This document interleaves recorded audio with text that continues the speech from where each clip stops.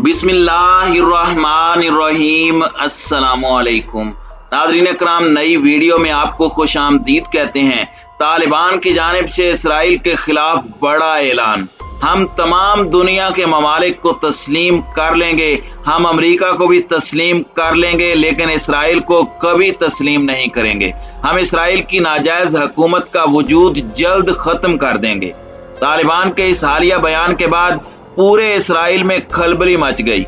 Israeli media की जानिब से दुहाइयां दी जा रही हैं कि अब तालिबान का अगला टारगेट इसराइल को तबाह करना है, फलस्तीन को आजाद करवाना है और तालिबान बदरी कमांडोज किसी भी वक्त इसराइल में दाखिल हो सकते हैं।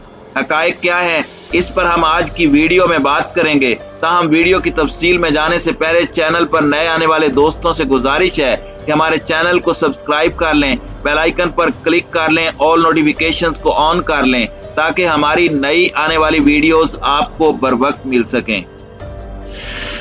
नाज़रीन कराम, तालिबान की जानिब से अबूरी हुकूमत के ऐलान के साथ ही नई पॉलिसी का ऐलान हो गया है।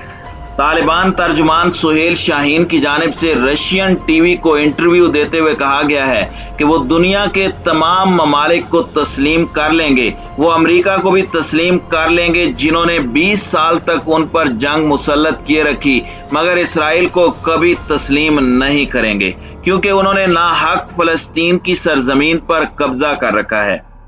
नाज़रीन कराम, ये एक बड़ी खबर है क्योंकि आपको याद होगा कि कुछ दिन पहले जब तालिबान ने काबुल पर कब्जा किया तो उस वक्त फलस्तीनी जिहादी तंजीम हमास के सरबराह इस्माइल हानिया कतर आए थे और उन्होंने मुल्ला बिरादर से मुलाकात की थी।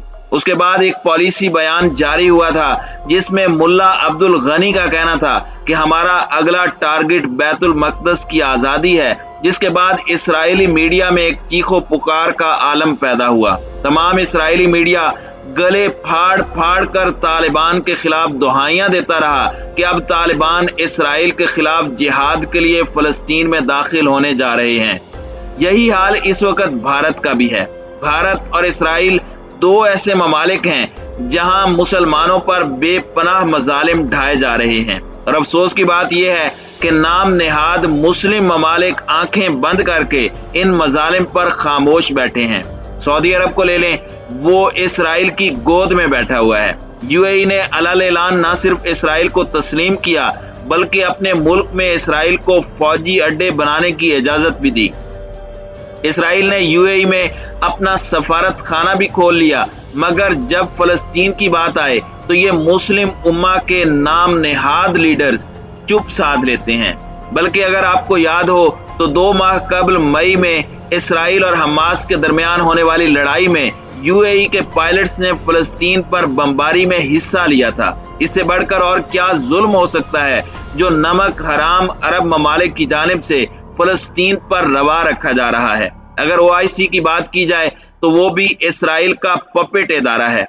वो वही पॉलिसीज और बयानात देता है जो इसराइल का मंशा और मकसद होता है।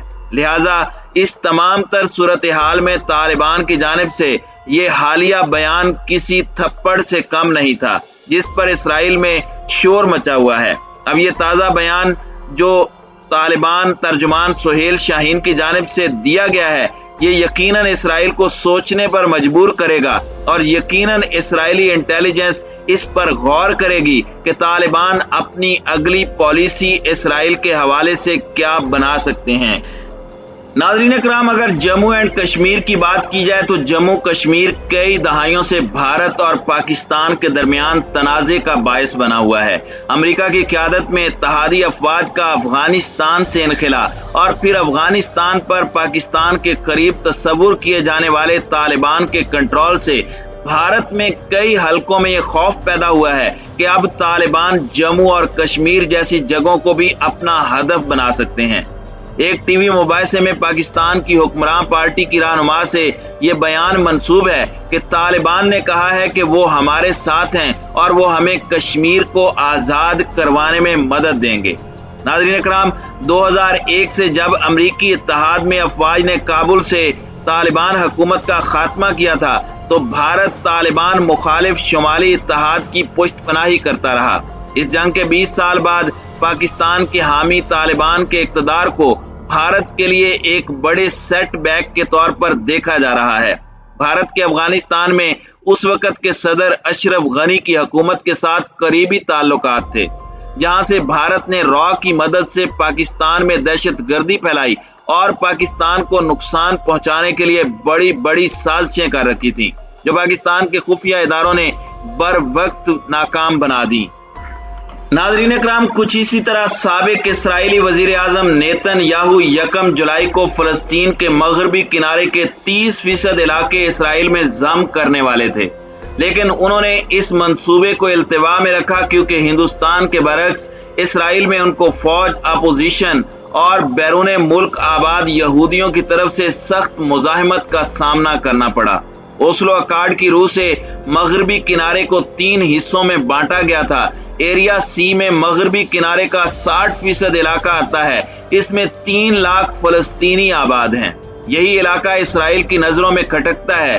مغربی ایشیا میں اکثر ماہرین کا کہنا ہے کہ نیتن یاہو کی اس بازی کا ایک مثبت پہلو یہ رہا ہے کہ اسرائیلی سیاست میں فلسطین کو ایک بار پھر مرکزیت حاصل ہوئی ہے۔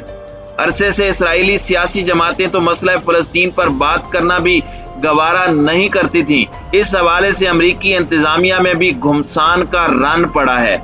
سابق صدر ڈونلڈ ٹرمپ کے داماد اور مشیر جیرارڈ کوشنر اور اسرائیل میں امریکی سفیر کے درمیان اس مسئلے پر خاصے اختلافات پیدا ہو گئے ہیں۔ کوشنر، جس نے ٹرمپ کا مڈل ایسٹ پلان یعنی ڈیل آف دی سینچری ترتیب دیا، اس کا کہنا ہے کہ نیتن یاہو کے فلسطینی علاقوں کو ضم کرنے کے فیصلے سے امریکی پلان کو خطرہ لاحق ہو گیا ہے۔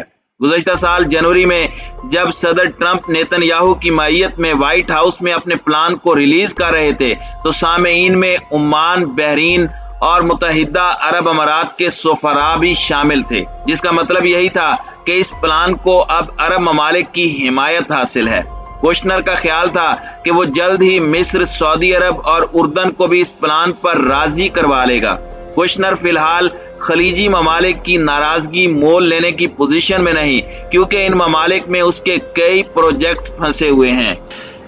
مودی کی طرح نیتن یاہو بھی غیر روایتی خطرات مول لینے والا سیاستدان تھا۔ جس طرح انتہا پسند ہندوؤں کو مودی کی شکل میں اپنا نجات دہندہ نظر آیا، اسی طرح یہودی انتہا پسندوں کے لیے بھی نیتن یاہو ایک عطیہ تھا۔ فلسطینی علاقوں کو ضم کرنے کے پلان پر بات چیت کرنے کے لیے حال ہی میں جب ایک امریکی یہودی وفد نیتن یاہو سے ملاقات کرنے دفتر پہنچا اور اس کے مضمرات سے اس کو آگاہ کروا رہا تھا تو اس نے اپنی میز کی دراز سے ایک منقش بکس نکالا۔ اس میں 500 قبل مسیح زمانے کا ایک سکہ تھا جو اس کے بقول مسجد اقصی سے متصل کھدائی کے دوران اسرائیلی ماہرین آثار قدیمہ کو ملا اور اس پر عبرانی میں نیتن یاہو کھدا ہوا تھا۔ اس نے یہ فال نکالی کہ یہودیوں کو اعلیٰ مقام دلوانے اور اسرائیل کو مضبوط و مستحکم کروانے کی ذمہ داری اس پر خدا کی طرف سے عائد کی گئی ہے، مگر اسرائیل میں احتسابی عمل شاید ہندوستان سے زیادہ مضبوط ہے اور وہاں ابھی اپوزیشن اور دیگر ادارے حکومت کے ساتھ ٹکر لینے کی پوزیشن میں ہیں۔ اس کے علاوہ تمام تر جارحانہ کارروائیوں کے باوجود یہودیوں کو ادراک تو ہو گیا کہ وہ ناقابل تسخیر نہیں ہیں۔ اس کا اندازہ تو 1973 کی جنگ میں اس وقت ہو گیا تھا، مگر 2006 میں جنگ لبنان اور 2014 میں غزہ جنگ کے بعد یہ بات اور شدت کے ساتھ محسوس کی جا رہی ہے۔ اس لیے دنیا بھر کے یہودی اور اسرائیل کے مقتدر طبقے چاہتے ہیں کہ اس سے پہلے کہ تاریخ کا پہیہ کوئی اور رخ اختیار کرے، اسرائیل کی سرحدوں کا تعین کر کے پڑوسی ممالک سے اس کا وجود تسلیم کرایا جائے۔ اسرائیل کی فوج اور دنیا بھر کے یہودیوں نے جس طرح نیتن یاہو اور اب نفتالی بینٹ کے پلان کے مضمرات کا ایک معروضی جائزہ لیا ہے، وہ دنیا کی سب سے بڑی کہلانے والی جمہوریت ہندوستان کے لیے ایک سبق ہے۔ ناظرین اکرام، طالبان کی جانب سے اب اسرائیل کے خلاف دیا جانے والا حالیہ بیان اور اسرائیل میں اپنے مجاہدین داخل کرنے کا خطرہ یہ ثابت کرتا ہے کہ طالبان کا اگلا ٹارگٹ یقیناً کشمیر اور فلسطین کی آزادی ہے۔